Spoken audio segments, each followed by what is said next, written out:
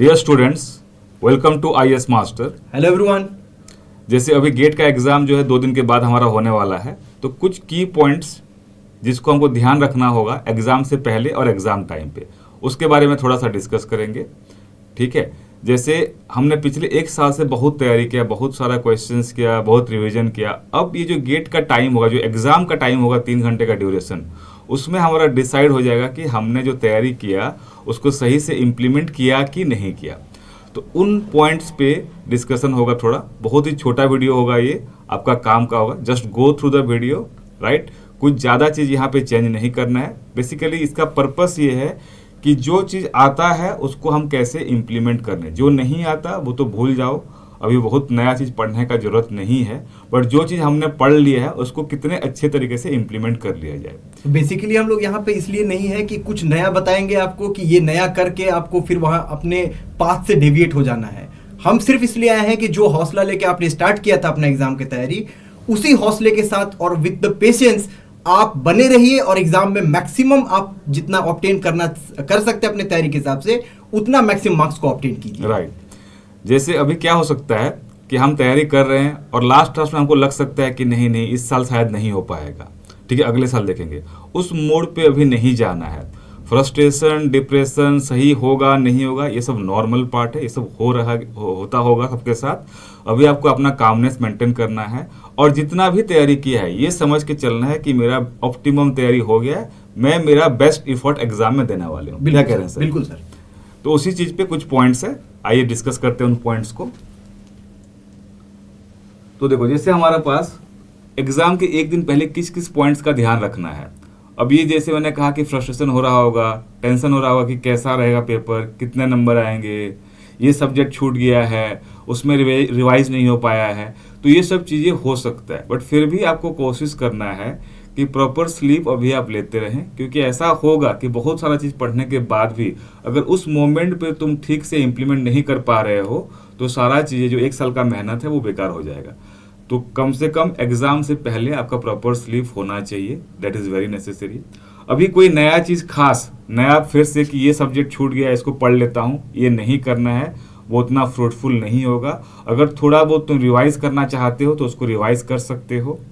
अपने जो भी फॉर्मेलिटीज़ हैं, एडमिट कार्ड प्रिंट आउट लेना, सेंटर को जाके देखना पहले से कितना टाइम लगेगा, किस टाइम पे तुम्हारा एग्ज़ाम है, ठीक है, ट्रैफिक का कंडीशन क्या रहेगा, ये सब चीज़ों का तुमको खास ध्यान देना है। मतलब एग्ज़ाम टाइम पे पैनिक मोड पे नहीं आ जाना है। पता चला तुम सेंटर लेट पहुंच रहे हो, राइट। अगर पॉसिबल है तो एग्ज़ाम सेंटर भी थोड़ा सा विजिट कर सकते हो। तो अगर एग्ज़ाम डे पहले से, एग्ज़ाम टाइम पहले से की पॉइंट्स हम देखें तो अभी अपने को कामनेस मेंटेन करना है, थोड़ा शांत रहना है।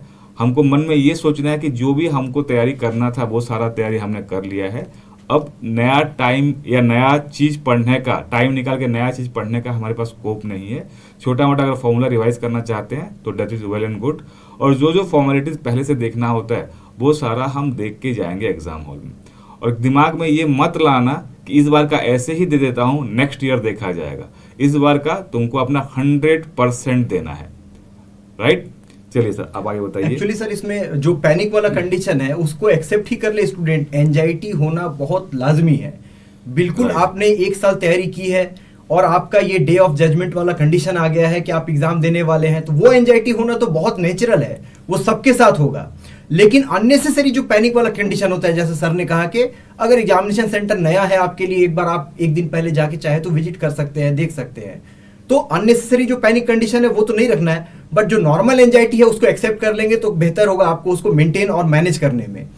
लेकिन इन सब के बाद जब आपका एग्जाम हॉल में जो आपका परफॉर्मेंस है, उस परफॉर्मेंस में कुछ चीजें बहुत मायने रखती है।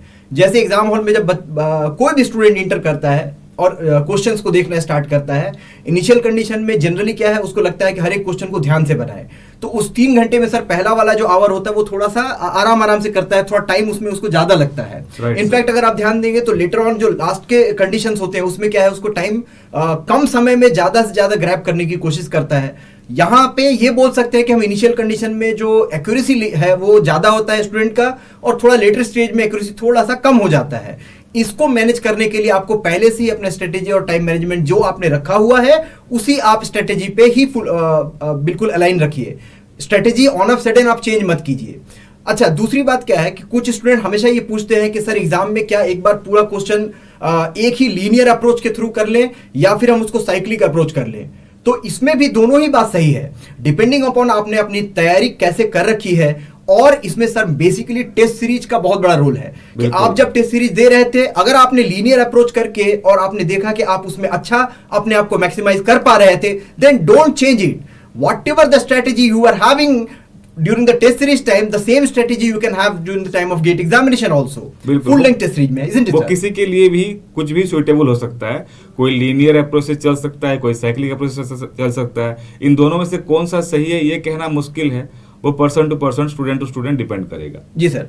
और साइक्लिक अप्रोच जिसको करना है वो साइक्लिक अप्रोच में एक साइकिल करे के बाद दूसरा भी कर सकता है, तीसरा भी कर सकता है। अलग अलग अप्रोच है। हाँ, मेरे हिसाब से अगर पूछेंगे तो मैं तो ऐसे पर्सनली अपना बता रहा हूं, मैं कोशिश करता हूं कि इनिशियल स्टेज में अगर शायद जो आसान क्वेश्चन है फटाफट मैं एक बार गो थ्रू कर लूं।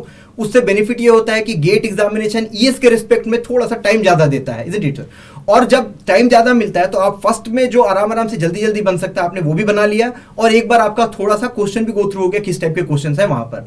तो सेकंड साइकिल में फिर आप सिंसियर होकर बाकी क्वेश्चंस को अटेम्प्ट कर सकते हैं। क्वेश्चन छूटने के चांसेस बहुत रेयर हो जाते हैं इसमें, but still I will say whatever you will feel comfortable that will be beneficial for you. दूसरा जो मेन ऑब्जेक्टिव है इस एग्जाम में कि आप जब भी कैलकुलेटर को यूज करते हैं, वो बहुत मेरा एक इंपॉर्टेंट पॉइंट है कि वर्चुअल कैलकुलेटर का स्टूडेंट एक साल तक लगातार नॉर्मल जो हमारे पास फिजिकल कैलकुलेटर है वो यूज करते हैं, और ठीक एग्जामिनेशन के टाइम पे जाके आप वर्चुअल कैलकुलेटर यूज करते हैं।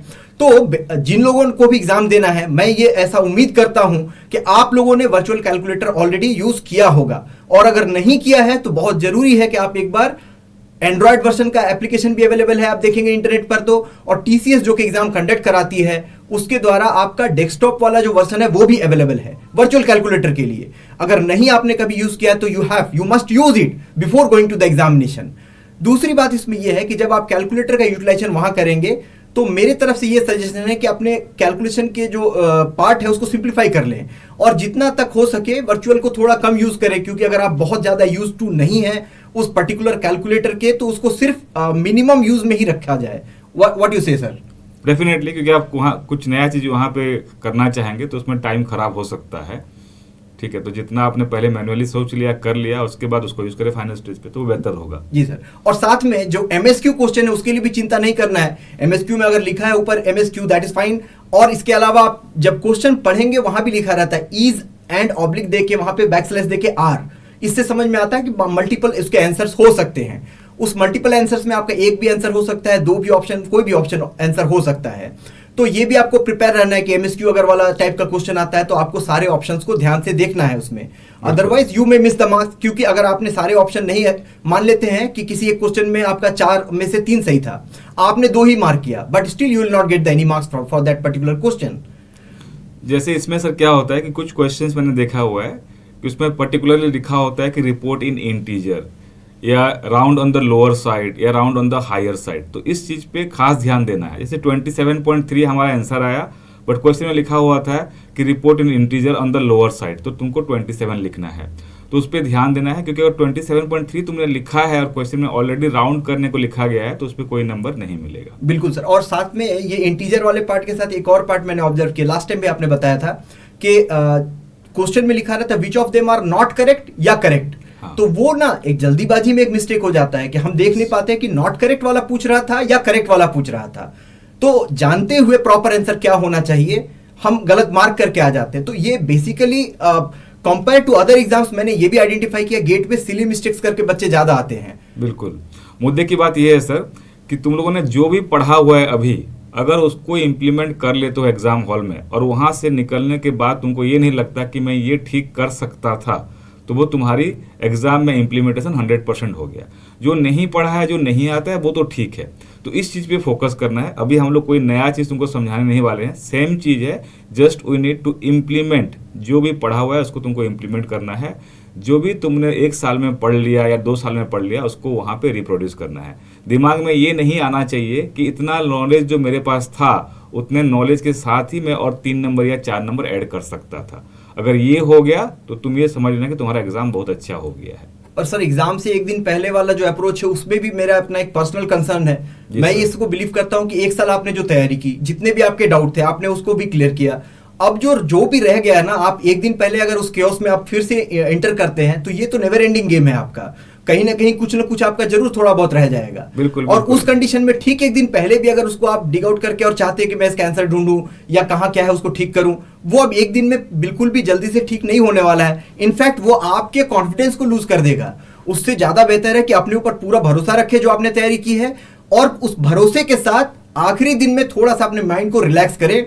अननेसेसरी नेगेटिव टॉक्स या जो जहां से आपको लगता है नेगेटिविटी आ सकती है, अवॉइड करें and just be cool and calm for the day before your examination. I think that's all from our side, nothing extra we have to do. उतना ही है, जो पढ़ लिया उसको इम्प्लीमेंट करो, बढ़िया से शांति मन से जाओ। थोड़ा बहुत टेंशन तो रहेगा ही, वो सारी चीज में होता है। कोई भी लड़ाई या एग्जाम देने जा रहे हो तो थोड़ा बहुत स्ट्रेस तो रहेगा ही, ठीक है। तो हमारी तरफ से इतना ही है। So that is all from our side. और एग्जाम के लिए आप सब लोग को all the best. All the best to all of you. Right, बहुत ही अच्छा आपका एग्जाम हो और एग्जाम हॉल से पूरा खुशी खुशी निकलो आप लोग। Thank you, Thank you. Take care and all the best once second. Thank you. Okay, thank you.